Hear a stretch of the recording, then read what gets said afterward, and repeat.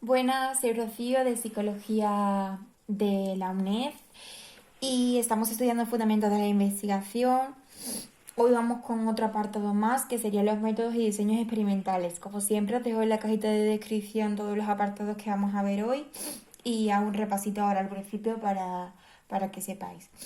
Vamos a dar la definición característica del método y la clasificación. Están los unifactoriales, los intersujetos, los varios grupos equivalentes, los diseños de bloque, el diseño de dos grupos aleatorios, diseño multigrupo, diseño unifactorial, intrasujeto, ¿vale? Todo eso. El apartado es bastante largo, el diseño de Salomón y los factoriales es bastante largo, ya lo que los métodos y los diseños experimentales es una parte súper importante y nada, espero que os sirva este resumen. Vamos con ello. Definición, característica, método y clasificación. El método experimental es el método científico por excelencia y su objetivo esencial es la identificación de causas y la evaluación de sus efectos. 1. Manipulación. Es el investigador determina los valores de la variable independiente y crea las condiciones necesarias para la presentación artificial de estos valores. Al menos una de las variables independientes tiene que ser de manipulación intencional. 2. Mínimo de dos condiciones experimentales. Un grupo de sujetos que pase por las dos condiciones experimentales o dos grupos que o bien pasen de uno por dos que o bien pasen cada uno por dos condiciones experimentales o uno experimental y otro control. 3. Aleatorización. Se utilizan los momentos del experimento. A. Para asignar los participantes a los grupos y B. Para asignar los grupos a las condiciones experimentales. Y 4. Grupo, o sea, control. Acción directa y manipulativa del experimentador sobre la variable independiente y sobre las variables extrañas que pueden influir sobre la variable dependiente. ¿Cuál es el objetivo? Analizar relaciones causales entre las variables, estudiar los cambios de la variable dependiente como producto de los diferentes valores de la variable independiente. Y hay tres condiciones. 1. Contingencia temporal entre las variables. Esto quiere decir que la variable causa, es decir, la variable independiente debe proceder en el tiempo a la variable efecto, variable dependiente. 2. La correlación o covariación entre ellas. Un cambio de valores en la primera debe conllevar un cambio proporcional directo o inverso en la primera. Y la 3, la no espuridad. Esto significa la responsabilidad de la covariación no puede ser atribuida a otras variables. Clasificación. Por el número de variables dependientes, por el número de variables independientes y por la formación de los grupos. Bien, la clasificación por el número de variables dependientes, es decir, los univariados, es decir, una variable dependiente, multivariados, más de una variable dependiente. Por el número de variables independientes, los unifactoriales, una variable independiente, factoriales, más de una variable independiente. Y por la formación de los grupos intersujetos o intrasujetos o mixtos. Unifactoriales e intersujetos, varios grupos equivalentes, es decir, grupos aleatorios. Es la equivalencia inicial de los grupos asignando los sujetos de forma aleatoria a cada grupo y asignación aleatoria en cada grupo a cada condición experimental. Y tenemos el diseño de dos grupos aleatorios, que nos dice que un grupo experimental se aplica el tratamiento y otro control no se aplica el tratamiento o se aplica el placebo. Con medida post-tratamiento. A y B cada grupo por tratamiento o medida de la variable dependiente, indicando con su índice A o B de cada grupo se trata. ¿De qué grupo se trata? Los pasos. 1. Selección de muestras de suficiente tamaño o al azar. Si se hace de manera aleatoria, mejor. 2. Asignación de los sujetos a los dos grupos o condiciones y un valor de la variable independiente a cada uno de los grupos, en este caso aleatoriamente. Y 3. Aplicamos tratamiento y tomamos medidas en ambos grupos. ¿Cuál es la ventaja? La equivalencia de grupos y control sobre amenazas de historia y maduración por el poco espacio de tiempo. Muy bien. Seguimos con el diseño de dos grupos de aleatorios, ¿vale? Tenemos amenazas de validez interna, amenazas de validez externa, análisis de datos. Y luego tenemos, la medida pre y post tratamiento, que es prácticamente lo mismo que hemos hablado, pero con la de pre y post tratamiento. Amenazas de la validez interna, instrumentación y selección diferencial, cuando la muestra es pequeña o no hay correcta asignación aleatoria de sujetos a los grupos. Las amenazas de la validez externa es la interacción-selección por tratamiento si las muestras no han sido seleccionadas aleatoriamente y no son representativas. Efectos reactivos a los dispositivos experimentales, en este caso la artificialidad. Y en el análisis de datos, la diferencia de medidas de grupos independientes, si las observaciones son independientes, las distribuciones se distribuyen normalmente y las varianzas son homogéneas. Esto lleva a las técnicas paramétricas y, si no es así, técnica no paramétrica alternativa. Todo eso sería de la medida post-tratamiento. Y ahora vamos con la medida pre y post-tratamiento. Se toman dos medidas, una antes del tratamiento y otra después. Los casos, pues, muestras muy heterogéneas, muy pequeñas o en cualquier caso que queremos comprobar que la equivalencia inicial de los grupos es real.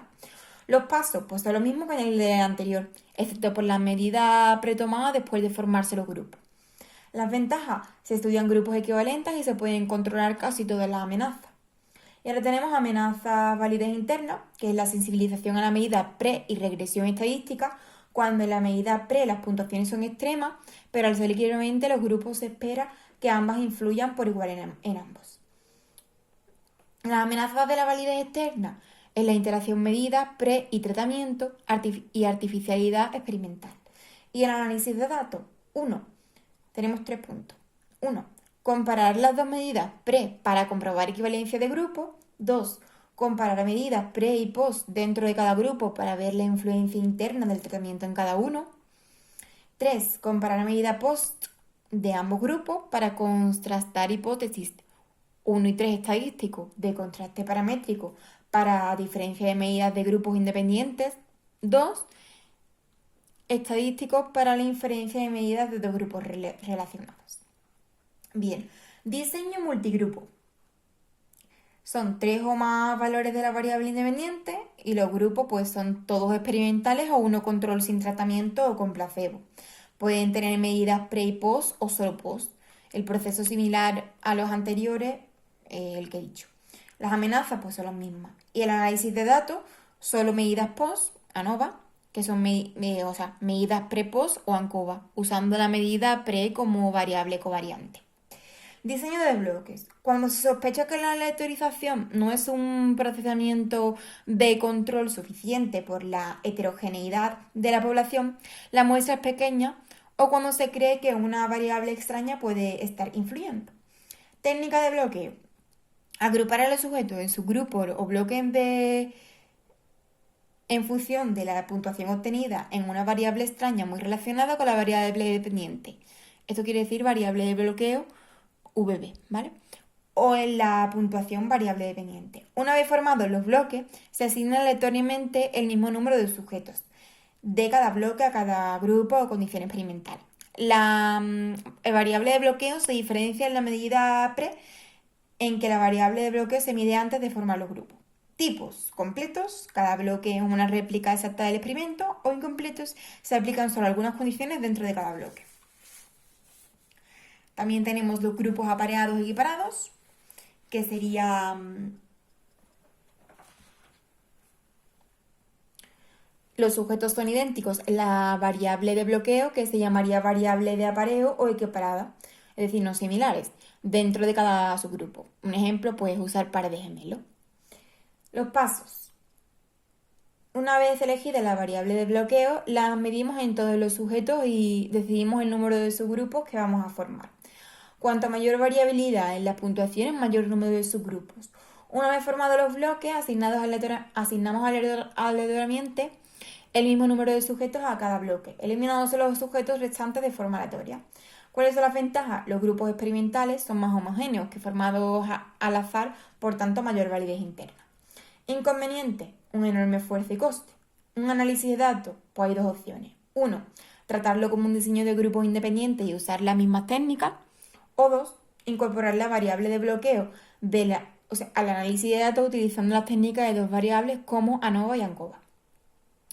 Los diseños de bloques solo tienen una variable de bloqueo y una más variable independiente. Si el diseño tiene más de una variable de bloqueo, o sea, el diseño de cuadrado latino y el diseño de cuadrado greco-latino. El diseño de cuadrado latino son dos variables de bloqueo. El número de bloques en cada variable de bloqueo tiene que ser igual que el número de condiciones experimentales.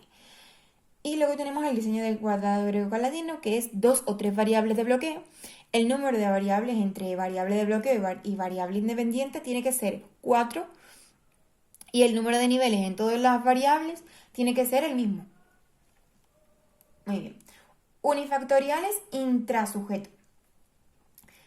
Diseños de medidas repetidas. ¿Esto qué es? Pues todos los sujetos de la muestra pasan por todas las condiciones experimentales. Cada sujeto proporcionará más de una medida de la variable dependiente. La efectividad de tratamiento se comprueba comparando entre sí las medidas de la variable dependiente en cada una de las condiciones de cada sujeto en cada medición. Los pasos, los mismos que en el diseño intersujeto. Las ventajas, mayor control interno que los intersujetos. Aumenta la potencia estadística, es decir, rechazar la hipótesis nula cuando es falsa, y permite muestras más pequeñas y reducen costes y tiempo del experimento. ¿Cuáles son las amenazas? Pues a la validez interna, efectos de orden o error progresivo y efectos residuales o de arrastro, es decir, por el orden de la presentación de los tratamientos, se soluciona con el contrabalanceo o la mortalidad experimental. Y en el análisis de datos, el tratamiento de students, si comparamos dos medias y ANOVA de un factor de medidas repetidas. Factoriales, definición, dos o más variables independientes y una o más variable dependiente.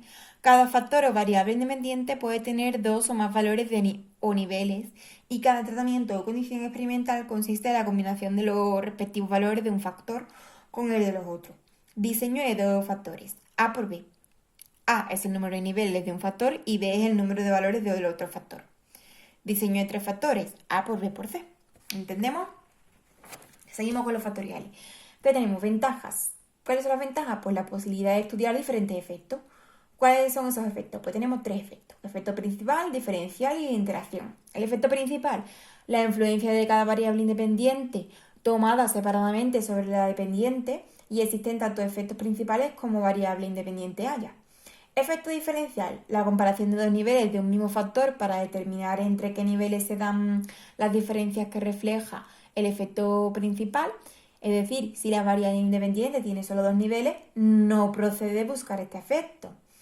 Efecto de interacción, cuando la influencia de la variable independiente sobre la variable dependiente varía en función de los valores que toman las variables independientes, las otras variables independientes, ¿vale? ¿Cuáles son los pasos? Primero, ver cuántos tratamientos tenemos multiplicando los niveles de la variable independiente y asignar aleatoriamente o mediante bloques los sujetos a los tratamientos que pueden aplicarse. Todos o todos los sujetos. Factorial intrasujeto, sería este, o a diferentes sujetos, factorial intersujetos. O unos tratamientos a los mismos y a otros diferentes sujetos, factorial mixto, ¿vale? Ventajas sobre los unifactoriales. Hay tres ventajas.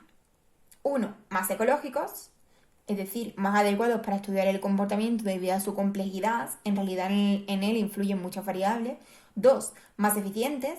Se utiliza la misma muestra de sujetos para evaluar simultáneamente los efectos de la variable independiente. Y tres, permite evaluar los efectos de la interacción en los unifactoriales. Y no se puede hacer, en los unifactoriales no se puede hacer, ¿vale? Para no liarnos. Análisis de datos. Lo más habitual, ANOVA. Diseño Salomón. Es la combinación del diseño de dos grupos aleatorios con medida pre y post, con el diseño de dos grupos solo con medida post. Se puede extender a grupos en función del número de valores o niveles de la variable independiente. ¿Cuál es su función principal? Controlar la interacción de la medida pre con la variable independiente. También se puede estudiar la influencia de la medida pre como si fuese un factorial. Los pasos. 1. Selección de la muestra y asignación aleatoria de los sujetos a los grupos. 2. Decisión aleatoria de que los grupos serán los experimentales y cuáles los control y cuáles van a tener la medida pre. Se toma la medida de los elegidos. 3. Aplicar tratamiento a todos los grupos experimentales, es decir, uno con medida pre y otro solo con post. Y 4, se toman las medidas post a los 4 grupos. ¿Cuál es la ventaja? Poder comprobar explícitamente la posible interacción de la medida pre y el tratamiento. El análisis de datos, pues el análisis de varianza de 2 factores. Bueno, pues hasta aquí los diseños experimentales, han sido larguísimos. Espero que con este esquemita que os he hecho os ayude. Y muchas gracias, nos vemos en el siguiente vídeo.